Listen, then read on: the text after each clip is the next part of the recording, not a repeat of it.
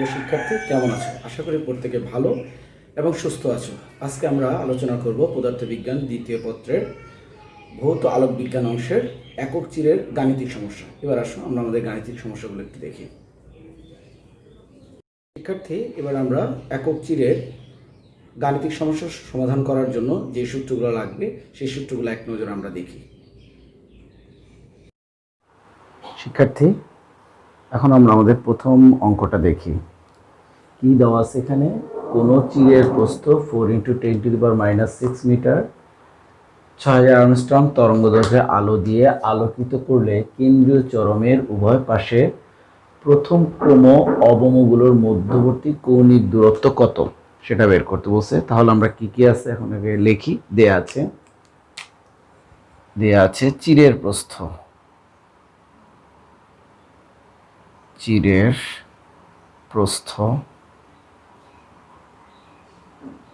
A 4 × 10⁻6 metre, তরঙ্গ দৈর্ঘ্য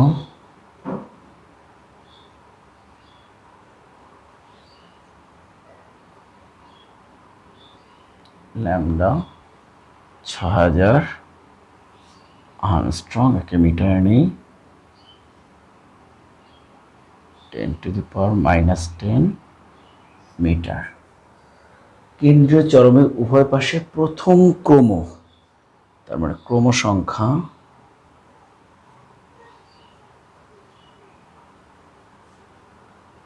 n সমান 1 বের করতে বলছে। কৌণিক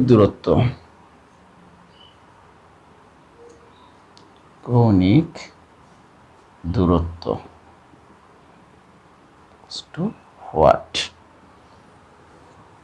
এখন আমাদের অবমের শর্ত অনুসারে আমরা জানি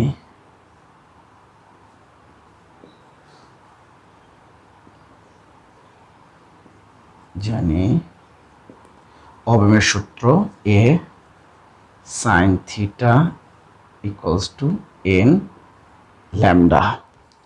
এখান থেকে আমরা আগে থিটার মান বের করব। sin θ = n lambda divided by a।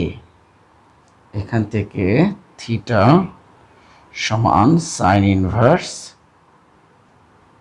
n এর মান 1 বসানো হলো, 6000 10⁻⁻10 ডিভাইডেড বাই 4 × 10⁻⁻6। এখন এখান থেকে থিটার মানটা বের করব।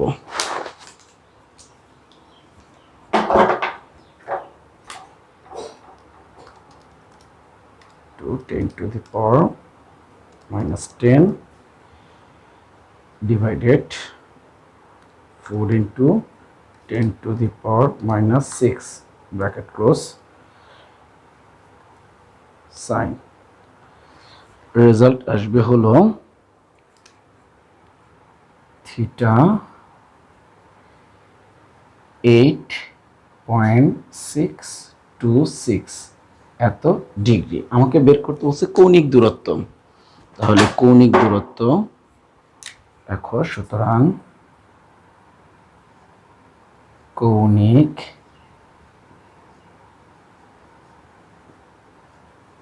দূরত্ব সমান সমান 2 থিটা। তার মানে এখান থেকে 2 × 8.626। এখন যে আমি এটাকে ক্যালকুলেশন করি, 8.626 ইন্টু 2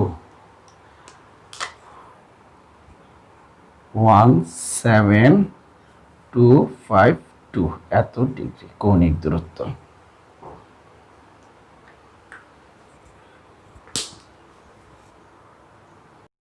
শিক্ষার্থীবৃন্দ, এবার আমরা আমাদের দ্বিতীয় অঙ্কটা একটু দেখি।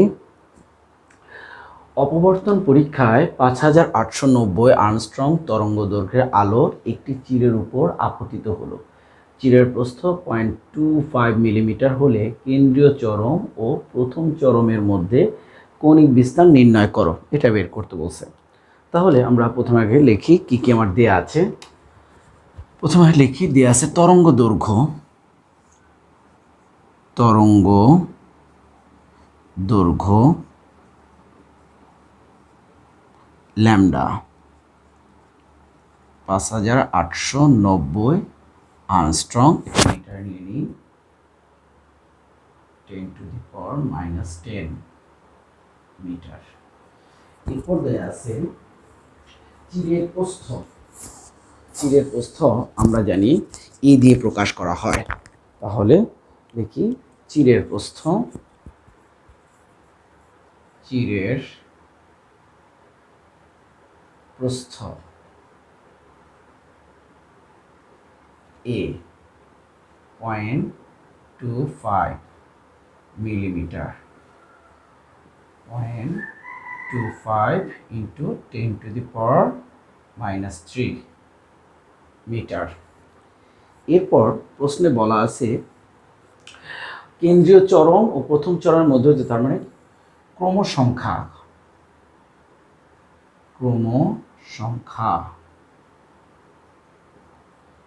n equals to 1, বিস্তার কৌণিক বিস্তার, কৌণিক বিস্তার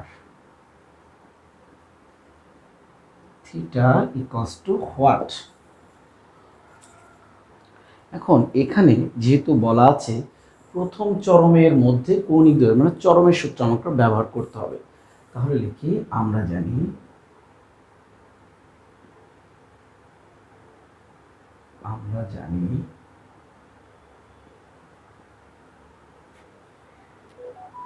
a sin theta equals to 2n plus 1 lambda divided by 2।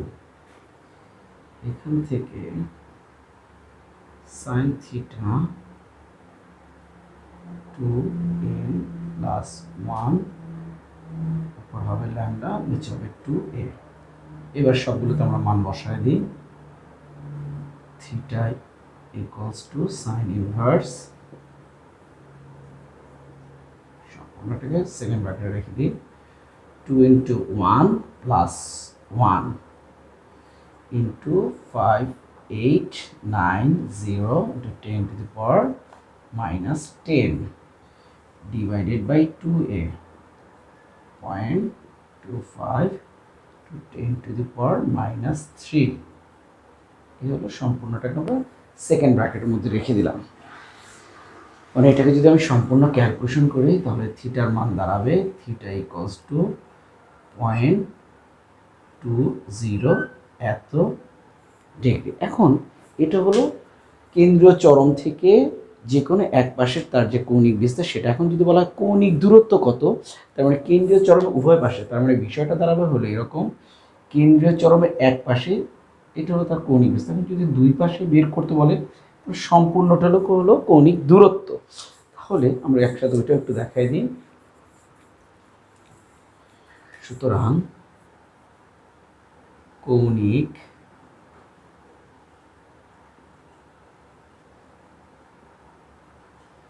দূরত্ব ইকুয়ালস টু 2 থিটা, তার মানে 2 ইন্টু 0.20.40, এটা হলো কৌণিক দূরত্ব। শিক্ষার্থীবৃন্দ, এবার আমরা একটা সৃজনশীল দেখি। তাহলে লেখা আছে একটি ফ্রনহফার শ্রেণীর একক চিরের দরুন অপবর্তন পরীক্ষায় 6000 আর্মস্ট্রং তরঙ্গদৈর্ঘ্যের আলো ব্যবহার করা হলো। চিরের বেধ 0.002 মিলিমিটার। প্রথম প্রশ্ন বলছে দ্বিতীয় ক্রমের চরমের জন্য অপবর্তন কোণ নির্ণয় করো। দ্বিতীয় প্রশ্ন বলছে পরীক্ষায় পঞ্চম বিন্দু পাওয়া যাবে কিনা। তাহলে আমরা প্রথমে লিখি কি কি দেয়া আছে। এখানে দেখতে পাচ্ছি তরঙ্গ দৈর্ঘ্য, তাহলে লিখি তাহলে তরঙ্গ দৈর্ঘ্য ল্যামডা 6000 আর্মস্ট্রং, 6000 মিটার নিয়ে আসলাম 10 মিটার, মানে আর্মস্ট্রংকে মিটার আনতে 10⁻10 দিয়ে গুণ করলে হয়। এরপর চিরের বেধ বা প্রস্থ, একই কথা, চিরের বেধ এ 0.002 মিলিমিটার, মিটার নিয়ে আসি, 10⁻³ মিটার। প্রশ্নে বলে দেওয়া আছে দ্বিতীয় ক্রম চরণ, তার মানে দ্বিতীয় ক্রম ক্রমসংখ্যা n = 2। অপবর্তন কোণ বের করতে বলছে, তার মানে অপবর্তন কোণ থিটা = হোয়াট। যেহেতু বলছে চরমের জন্য, তার মানে চরমের সূত্র আমরা জানি,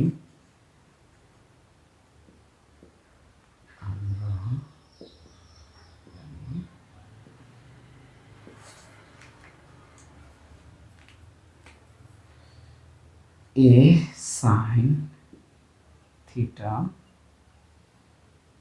2n + 1 lambda divided by 2, এটা হলো আমার চরমের সূত্র।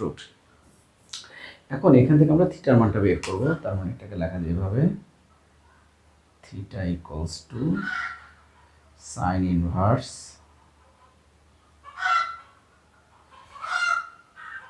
2 + 1 lambda divided by 2a। এখন এগুলোর মধ্যে আমরা মানগুলো বসাই, sin ইনভার্স এর মান হলো 2, 2 × 2 + 1 6000 10, আর এটা হবে 2 × 002।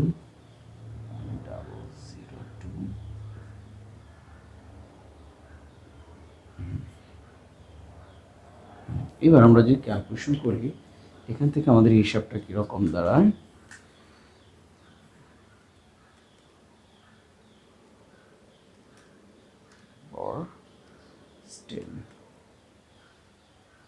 ভাগ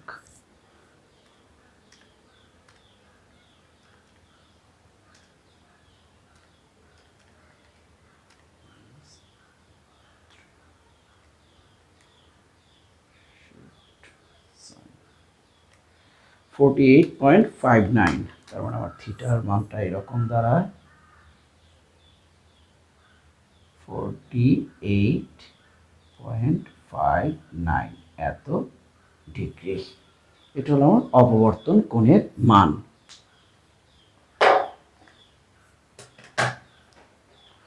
এরপর দ্বিতীয় প্রশ্ন বলছে পঞ্চম বিন্দু পাওয়া যাবে কিনা। তাহলে এক্ষেত্রে আমাকে মনে রাখতে হবে যে অপবর্তনের জন্য সর্বোচ্চ কোণের মান কত। এখন সেই অপবর্তনের জন্য সর্বোচ্চ কোণের মানটা দিয়ে আমাকে অঙ্কটা করতে হবে। তাহলে লিখি অপবর্তনের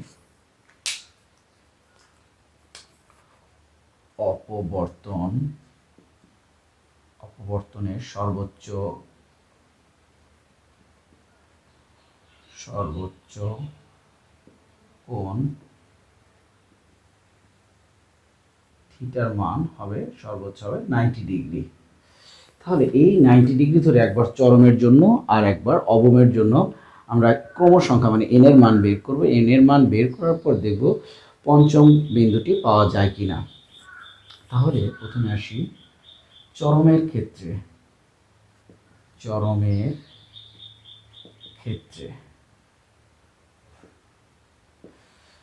a sin theta = n + 1 lambda by 2।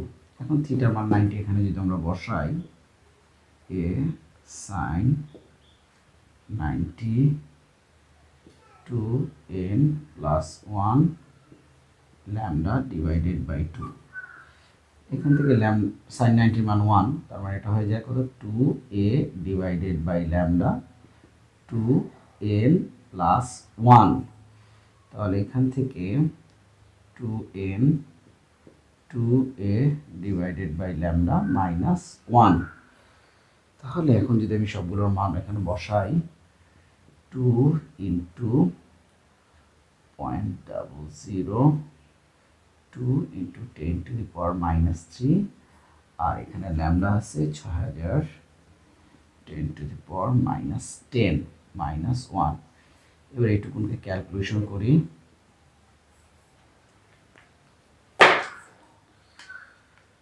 2 into 0.00, 2 into 10 to the power minus 3 into 10 to the power minus 10 bracket close minus 1 ভাগ 2।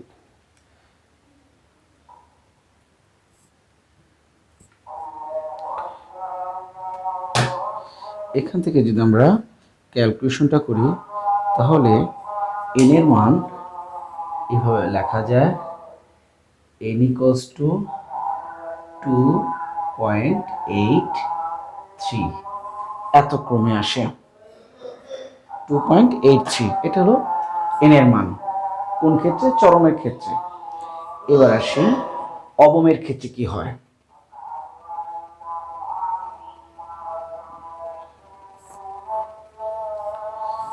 এবার আসি অবমের ক্ষেত্রে।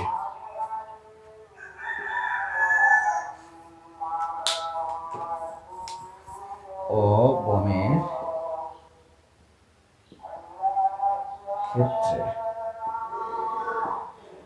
a sin theta equals to n lambda, এটা হলো সূত্র।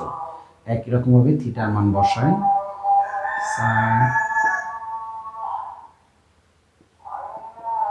n ল্যামডা, তাহলে এখান থেকে n equals to a divided by lambda, তাহলে এর মানটা বসাই 0.02 into 10 to the power minus 3, আর এটা হলো 6000, 10 টু দি পাওয়ার মাইনাস 10। এবার আগের মতো করে ক্যালকুলেশন করে আবার আমরা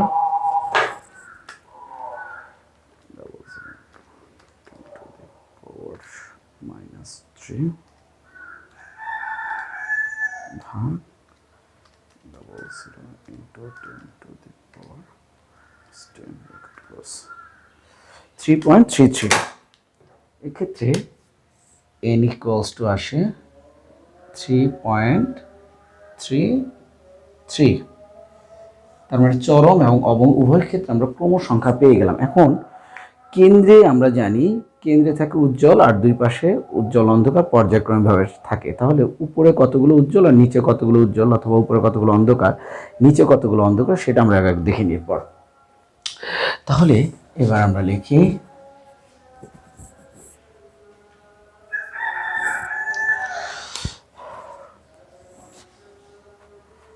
এখন কেন্দ্রীয়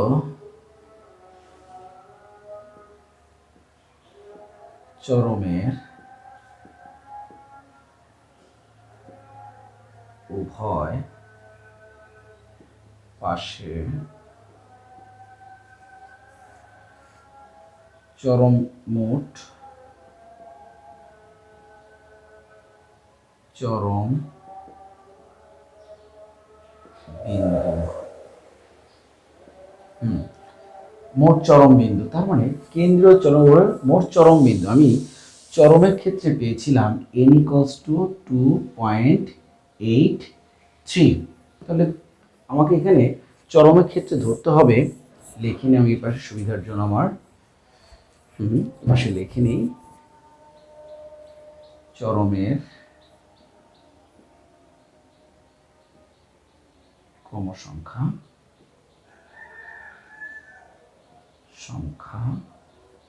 n ইকুয়ালস টু 2.83। তার মানে আমাকে পূর্ণ সংখ্যা ধরতে হবে, কারণ n এর মান আমরা ধরবো কত 2, আর অবমের ক্রম সংখ্যা আমরা পেলাম ক্রমসংখ্যা n = পেয়েছিলাম 3.33, তার মানে আমরা এখানে ধরবো n = পূর্ণ সংখ্যা হবে 3। আমরা এই পূর্ণ সংখ্যাগুলো আমরা কাউন্ট করব ভগ্নাংশ, তার মানে ক্রমসংখ্যা দুইটা, তার মানে কেন্দ্রীয় চরমে এটা হলো সেন্টার, উপরে দুইটা চরম আবার নিচেও দুইটা চরম, তার মানে 2 2 হবে 4, তার মানে 2 × 2 = 4 এতটি চরম বিন্দু। আচ্ছা, এরপর কেন্দ্রীয় চরমের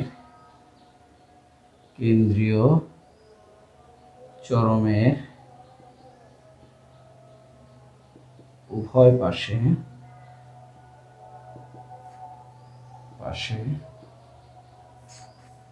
মোট অবম বিন্দু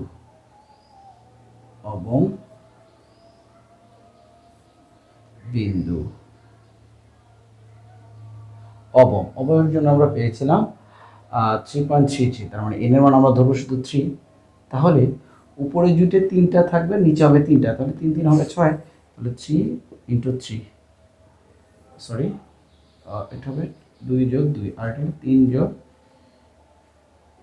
3, তার মানে 6, 3 × 2 = 6, তাহলে 6 এতটি। তাহলে এবার আমরা জানি সেন্টারে থাকবে একটা উজ্জ্বল, তারপর পর্যায়ে, তার মানে মোট বিন্দু সংখ্যা, সুতরাং মোট বিন্দু সংখ্যা উজ্জ্বল 4টি যোগ অন্ধকার 6টি, আর সেন্টারে অল টাইম একটা উজ্জ্বল থাকবে 1, তার মানে মোট হলো 11টি আমরা বিন্দু পাবো। তার মানে এই প্রশ্নে বলে দিছে পঞ্চম বিন্দু পাওয়া যাবে কিনা, যেহেতু 11টা বিন্দু আছে তার মানে পঞ্চম বিন্দু ইজিলি আমরা উপরে 5টা নিচে 5টা আর সেন্টারে একটা, তার মানে লিখতে পারি সুতরাং পঞ্চম বিন্দু পাওয়া যাবে।